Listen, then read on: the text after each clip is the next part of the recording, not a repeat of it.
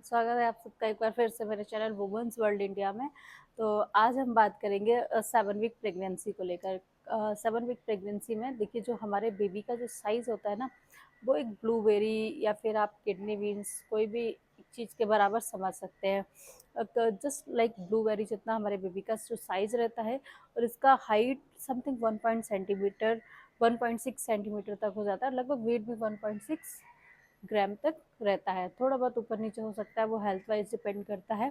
तो देखिए, 7 week pregnancy में क्या होता है ना, कि अभी तक जो हमारा बेबी था ना, वो एक एम्ब्रियो था। अभी एम्ब्रियो से वो फिटस बनने की तरफ जा रहा होता है 7 वीक में। और 7 वीक में देखिए उसके क्या है ना, कि आँख, नाक और ये सब फीचर्स बनने लगते हैं। उसके हार्ट बीट उसकी 140 टू 170 बीपीएम तक हो जाती है। 7 वीक प्रेगनेंसी को लेकर बता रही हूँ मैं अभी, ठीक है। इतना हार्ट बीट हो जाती है उसकी। ये कॉमन हार्ट बीट है। अगर ऊपर या नीचे है तो आपको एक बार डॉक्टर से कंसल्ट करनी चाहिए इस बारे में। और दूसरा उसका क्या है ना, स्पाइन बनने लगता है, ब्रेन डेवलपमेंट होने लगता है। यहाँ पर बेबी एक फिटेस्ट अभी तक जो रहता है ना, एक 0.8 समथिंग रहता है। जैसे कि आप मेरे पुराने वीडियो में देखो बेबी का साइज कितना था, तो वो एक एम्ब्रियो बोलते हैं उसको हम। अभी 7 वीक से वो एम्ब्रियो से फिटस बनने की तरफ जा रहा होता है। जब तक बेबी इंसर्ट मदर बॉर्म है, उसको हम बेबी नहीं बोलते, इसको फिटस बोलते हैं। आई थिंक ये सब ये सब चीज ये आप सब लोगों को पता होगा।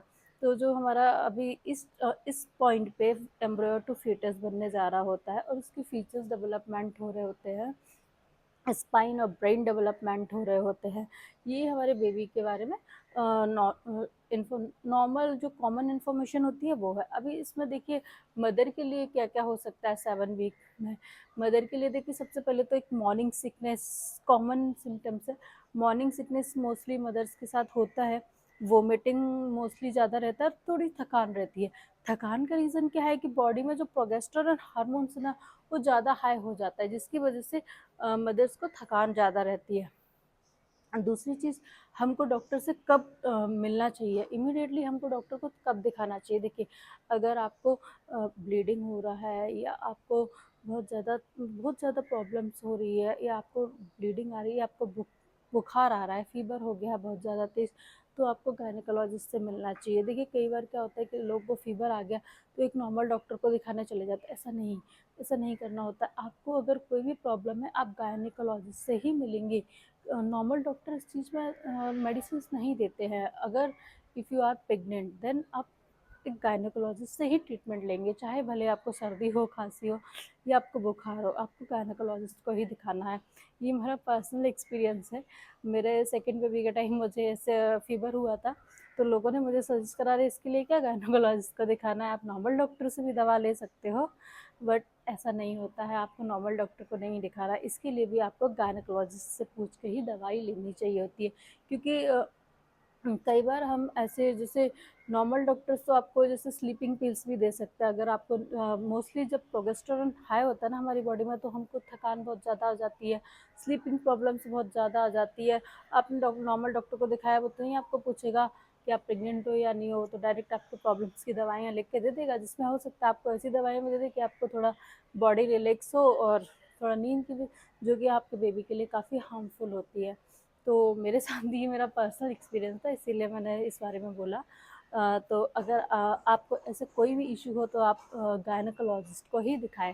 प्लस हमको क्या करना रहता है, खाने में क्या खाना चाहिए। देखिए, फॉलिक एसिड, मैंने अब पिछले वीडियो में भी बोलती हूँ, इसमें भी बोल रही हूँ कि folic acid is must thing in pregnancy in first trimester. Folic acid हमको लेना ही लेना है। आप अपने गायनेकोलॉजिस्ट से मिलेंगे। हो सकता है कि आपको 7 वीक में गायनेकोलॉजिस्ट आपको अल्ट्रासाउंड प्रिस्क्राइब करे, कि अल्ट्रासाउंड कराने को कहें, क्योंकि उनका अल्ट्रासाउंड कराने का मतलब यही है कि बेबी का हार्ट रेट चेक करना चाहते हैं कि बेबी का हार्ट ठीक है कि नहीं। बस वहाँ से आप आगे, फिर बेबी डेवलपमेंट होता जाता है, तो आपको जैसे भी गायनेकोलॉजिस्ट सलाह दे, आप उस हिसाब से काम करें। हम यहाँ आपको एक बड़ा इन्फॉर्मेशन प्रोवाइड करते हैं, जिससे आपको थोड़ा डॉक्टर्स पे विजिट करना है, कोई प्रॉब्लम है तो आपको एक स्ट्रक्चर समझ में आता है कि प्रेगनेंसी में क्या करना है। जिनको दूसरे या तीसरी प्रेगनेंसी रहती है उनको इतना प्रॉब्लम नहीं जाता, लेकिन जिनको फर्स्ट प्रेगनेंसी होती है और उनको कुछ भी नहीं आता है, मैं भी उन्हीं में से एक थी, मुझे भी कुछ नहीं पता था, मोस्टली लोग बताते भी नहीं हैं कि, तो फिर इसीलिए मैं अपने एक्सपीरियंस से ही सोच के मैंने ये सीरीज़ स्टार्ट करी है कि हमको क्या करना चाहिए उस टाइम, क्या नहीं करना चाहिए और कैसे ध्यान रखना चाहिए। तो आप डॉक्टर से मेरे हिसाब से तो मंथली चेकअप कराइए, लेकिन अगर नहीं जा पा रहे हैं, मोस्टली आजकल तो गवर्नमेंट हॉस्पिटल्स में ये सारी सुविधा अवेलेबल है, तो जा सकते हैं, ऐसा कोई फाइनेंशियली इशू भी नहीं हो सकता है इस चीज़ के लिए। और आपके बेबी जो है ना एकदम अच्छा मस्त और रहना चाहिए, आप भी जितना खुश रहोगे ना बेबी भी उतना खुश रहेगा। तो मिलते हैं नेक्स्ट वीडियो में, तब तक के लिए बाय बाय। अगर आपको हमारा वीडियो अच्छा लगे तो लाइक शेयर और सब्सक्राइब, तब तक के लिए बाय बाय।